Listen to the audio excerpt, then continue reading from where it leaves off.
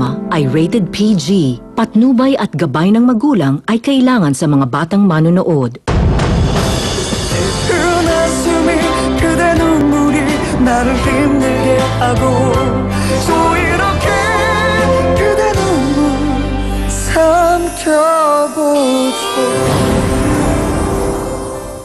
Ano ka ba? Wala yun sa akin. Tungkulin ko naman yun bilang isang mabait na biyenan, hindi ba?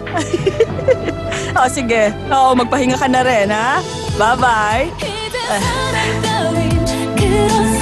Ako ang mayayari. Pag may nangyari sa bata, kailangang ingatan ko talaga si Andrea. Matalino ka talaga, Marivic. Ha? Napagpalit na namin sa katulong yung herbal tonic na sinasabi mo. Talaga? Buti naman. Sinulat ko dyan ang story ng buhay mo. Malay mo, may maawa. Pagkatapos, bigyan ka ng magandang trabaho. Ayoko umasa ron. Pero, salamat sa tulong mo, ha. Salamat din sa perang to. Ay nako, nasayang lang yung ininom ni Andrea. Gumastos pa naman yung nanay niya para ibili lang siya nito. Ma? Ha? Ano nga punan nyo? Pwede ba ako mag-uwi sa amin? Kaninong inumin yan? Hindi inumin to. Ay nako, herbal tonic daw to. Magandang inumin to para sa mga nagbubuntis. Ay, ang swerte naman niya. Di ba, nung ako buntis noon, hindi niyo ako pinainom ng ganyan. Puro sermon lang ang inaabot ko sa inyo noon eh. Ay naku, kasalanan mo yan. Nagpabuntis ka kasi hindi ka pakasal. Nagpakasal din naman ako ah. Naging maayos naman kami, di ba? Uso na kaya ngayon yung nagkakaanak muna. Pinagmamalaki mo? Ay nako, tumigil ka nga dyan sa pagsunod sa mga uso. Buisit ka. Isa pa, simula nung magkaisip ako ma, hindi naman ako nakatikim ng ganyang inumin. Mula nga nung makapanganak ako, sumasakit yung katawan ko kapag nauulanan ako eh. Ganon? Eh, ikaw kasi hindi ka nag-iingat eh. Bakit hindi mo sinabi kaagad sa akin? Alam mo, ang totoo, hindi ito mainom ni Andrea kasi bumabaliktad na sikmura niya. Eh, sayang naman ito. Sayang, tatapon lang. Naimasmasan ka na? Hindi na ako nasusuka. Sayang naman yung binigay ni Mami. Hindi mo pala kayang inumin. Malusog na ako kaya hindi ko na kailangan yun. At saka amoy pa lang nun nasusuka na ako eh. Hayaan na lang nating masayang. Buti pa, huwag mo nang pilitin ang sarili mo. Oo nga pala. Ano yan? Ibig sabihin, nagsuka ang anak ko? Nung inumin niya yung tonic? Ay, nako. Ano kayang gagawin natin dito sa mamahaling inumin na ito? Ay, pasensya na. Mukhang kailangan ko nang itapon tong bigay mo. Sige. Salamat sa tawag mo. Palitaan mo ako uli, ha? Ano yon? Bakit daw? Si Andrea, ayaw inumin yung tonic? Ayaw daw eh. Siguro nga, nakasama sa kanya. Iba na lang kaya ang bilhin ko.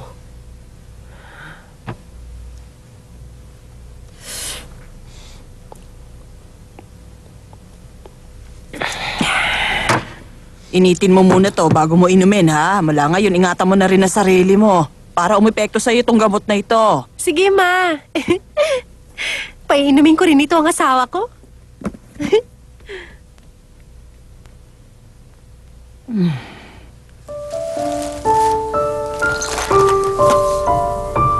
Bumili ka rin ng gamit ni baby?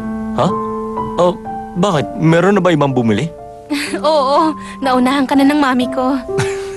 Mabuti nga ay marami. Magkakaroon tayo ng maraming anak, di ba? Teka. Tingnan mo nga. Cute, di ba? Pag maliit pa si Jumpy, hindi pa niya yun masusuot. Ano ba, masyado ka namang excited. Hintayin na lang natin ang magkasya to. Jumpy, binili ka ng bagong shoes ni Daddy. Jumpy, si daddy mo talaga ang kulit-kulit. Kita mo, huwag kang magmamana dyan, ha? Uy, sinisiraan mo ako sa harap ni baby? Ha? Ha? Ay, ano ba? Tawa na! Andrea, huwag ka na magpapagod dito, ha? Magpahinga ka na lang palagi. Okay? Oo na, honey. Huwag ka na mag-alala. Ay, kung alam lang to ni Marivic, siguradong matutuwa yun. Tatawag din yon kapag nakasettle na. Alam mo, huwag ka na mag-isip. ang mabuti pa, alagaan mo na lang ang sarili mo para kay Jumpy, ha? Opo, Mr. Park. Teka, tingnan mo, oh. Ano yan? Ito, pwede natin siyang makausap dito. Ayan, hawakan mo. Hi. Jumpy, alam mo ba?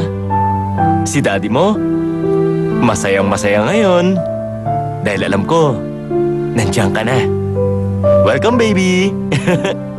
Alam mo bang dahil ang tagal-tagal mo, muntik na akong mainip?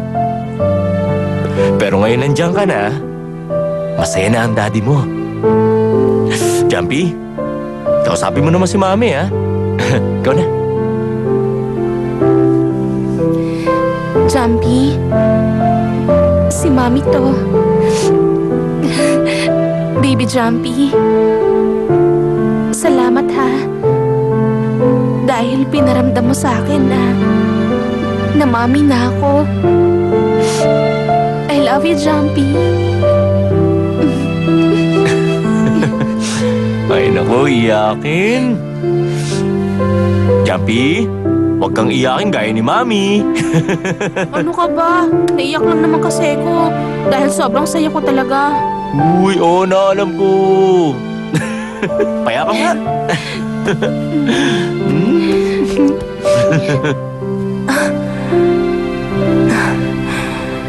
My love, pinararamdam mo ba sa akin na buhay ka?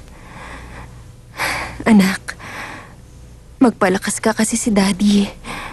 Aagawin natin.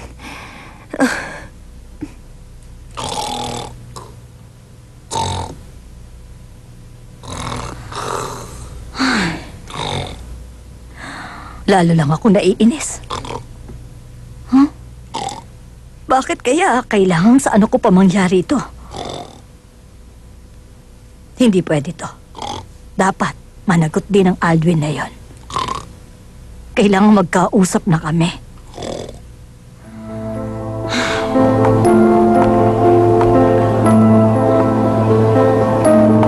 Hinahanap na naman ng asawa mo si Miguel. Hindi mo mapipigilan yon. Mas mabuti na yun kaysa si Marivic pa ang hanapin niya. Bisa kasi, nabanggit niya yun sa akin. Gusto mo ba hanapin ko ulit si Marivic? Sige, pero mag-ingat ka lang. Ayoko may makaalam na hinahanap mo siya. Yes, sir.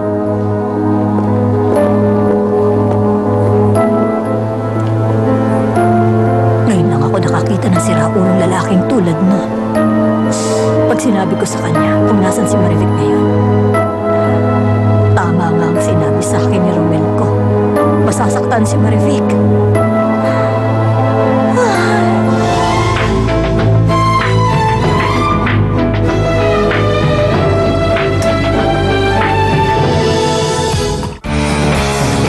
Don't go away! Magbabalik ang Pink Lipstick dito sa TV5. In every long-lasting relationship,